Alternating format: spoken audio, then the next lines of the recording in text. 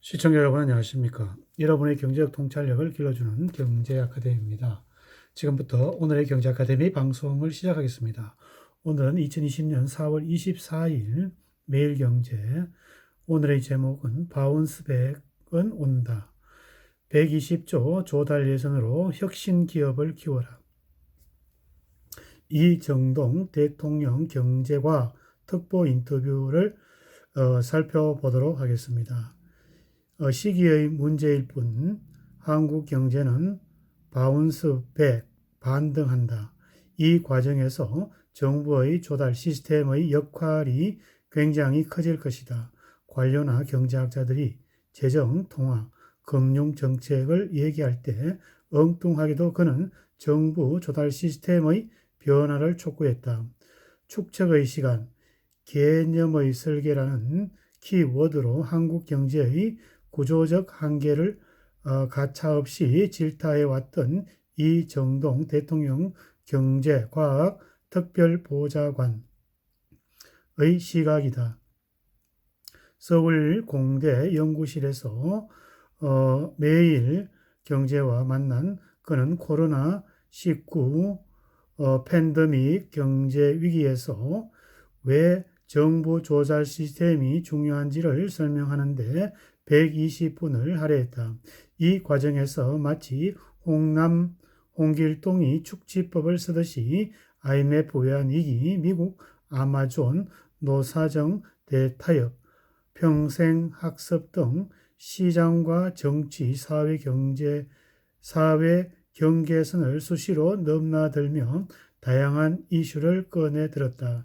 요체는 연간 120조에 이르는 정부와 지자체의 공공 조달 사업을 통해 혁신 기술과 아이디어로 설계된 상품을 되도록 많이 발굴해야 대중소기업과 스타트업 등 산업 생태계의 전반에서 개념 설계 영향이 커질 수 있다는 것이다.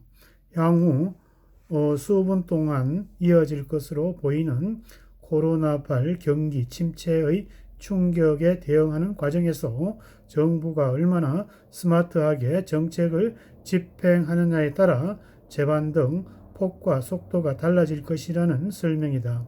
이 특보는 코로나 팬데믹 국면에서 한국 경제가 시기의 문제일 뿐 반등에 성공할 것이라고 예상했다. 다만 그는 거대한 수요를 만드는 선진국 경제가 다시 재가동되더라도 기존의 상품 재고를 소진하는 시간이 필요하다며 그동안 세계 경제의 밑단 국가들이 위기를 버티지 못하고 외환 위기로 갈 가능성이 있다고 지적했다. 그는 우선 1930년대 경제공황이나 2008년도 글로벌 금융 위기는 수요의 부족과 금융 시스템의 붕괴라는 내부 시스템에서 기인한 문제였다면 반면에 이번 팬데믹은 시스템의 문제가 아니라 바이러스란 것이 특징이라고 진단했다. 내부 시스템 개혁에서 게임이 룰이 바뀌지 않는 만큼 한국 경제가 당면한 개혁의 과제가 여전히 동일하다는 설명이었다. 그는 우리가 풀어야 할 숙제와 그 방향이 눈앞에 더 빨리 다가오고 있는 것일 뿐이라며 위기 극복의 해법은 어차피 언젠가 맞닥뜨리게 될 개혁 과제에 대해서 사회적인 공감대를 키우며 굳건하게 이행해 나가는 실행의 문제라고 평가했다. 바로 이 대목에서 이 특보는 정부의 재정 지출과 연결된 전달 체계의 혁신을 당부했다. 그는 재정 지출을 못지않게 중요한 게 민간이 과감하게 도전하여 빨리 경험을 축적하도록 국가가 도와주는 시스템을 만들어 놓는 것이라며 그 채널이 바로 조달 시스템이라고 말했다. 연간 120조 규모의 정부 조달 예산이 보다 스마트하게 혁신적인 제품과 서비스를 사들이는 방향으로 가야 한다는 것이다. 정부가 발품을 팔아서 혁신으로 무장하는 상품과 기술, 아이디어를 찾고 이를 구매해 줄 경우 정부 재정이 혁신의 마중물이 되어 미국의 실리콘밸리와 같은 집단적인 혁신 역량을 만들 수 있는 것이다. 그는 정부 조달 시스템이 조금만 바꾸어도 산업계에서 고기를 던져주는 게 아니라 고기를 잡는 방법을 촉발할 수 있다고 말했다. 유럽연합의 최근 컨퍼런스를 열고 코로나 솔루션이 될 만한 기술 상품화를 사기 위한 혁신 조달 방안을 논의하는 것 등이 그런 면이라는 것이다. 그는 또 정부 정책에서 보건 안전 분야에 대한 정책이 우선순위가 높아질 것이라고 덧붙였다. 팬데믹발 경제 위기에 대응하는 과정에서 기업들이 해고와 휴직 조처를 단행하는 현 흐름에 대해 그는 축적된 경험이 단절된 것이라고 안타까워했다. 이 특보는 해고된 엔지니어 수만큼 국가 경제에서 축적된 경험이 사라질 수밖에 없다며 이 산업이 다음 단계에 업그레이드 될 때 필요한 축적된 경험이 단절되는 것이라고 지적했다.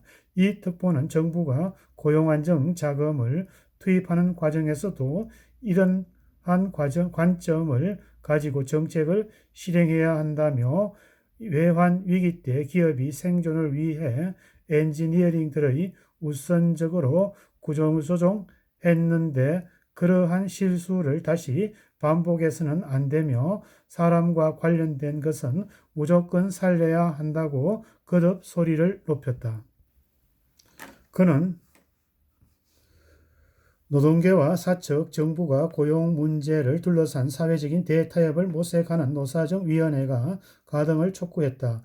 일자리를 무조건 살려야 한다는 대전제 아래 노사정이 실직 위협에 노출된 근로자들의 평생 학습 문제를 본격적으로 논의해야 한다는 것이다. 그는 평생 학습을 현재가 아닌 미래를 대비하기 위한 것만큼 정책 우선순위가 높다며 특히 대규모 휴직자가 발생한 코로나 사태가 한국 사회의 평생 학습 교육을 뿌리 내릴 수 있는 절호의 기회가 될 것이라고 잘라 말했다.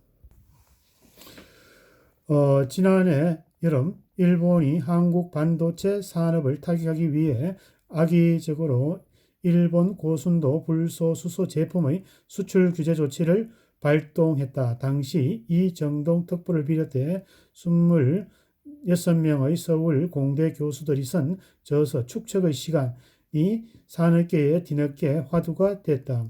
빠른 추격자 전략으로 많은 한국 기업이 성공했지만 정작 한 분야에 천착해 시행착오를 겪으며 최고의 품질의 제품을 만드는 기술 축적의 시간이 부족했다는 성찰을 일으킨 것이다. 이 특보는 최근 발간 후속작인 축적의 길에서 강조하는 개념 설계의 중요성도 같은 맥락이다. 그렇듯하게 뺏긴 그림이 아닌 누구도 시도하지 않는 창의적인 밑그림을 만드는 근본 역량을 키워야 한다는 주장이다. 문재인 대통령의 이 특보 저서의 감명을 받고 지난 1월 그를 경제과학 특별보좌관으로 위촉했다. 청와대 직제상 경제과학이라는 두 개의 거대 영역을 함께 묶어 특보직을 만든 최초의 사례이다. 그만큼 학문 간의 경계를 뛰어넘어 이 특보의 통찰력을 높이 평가한 셈이다. 그는 개인이든 기업이든 국가이든 자신 앞에 놓인 숙제가 무엇인지 잘 알고 있다며 눈앞에 세 발자국 내지는 세 발자국을 내는 자세로 답을 구해야 더 나은 미래를 만들 수 있다고 강조했다. 오늘은 이정동 대통령 경제과학 특보가 23일 서울 관악구 서울대 대학교 교수 연구실에서 팬데믹 이후 한국의 미래에 대해서 이야기를 하고 있는 장면입니다.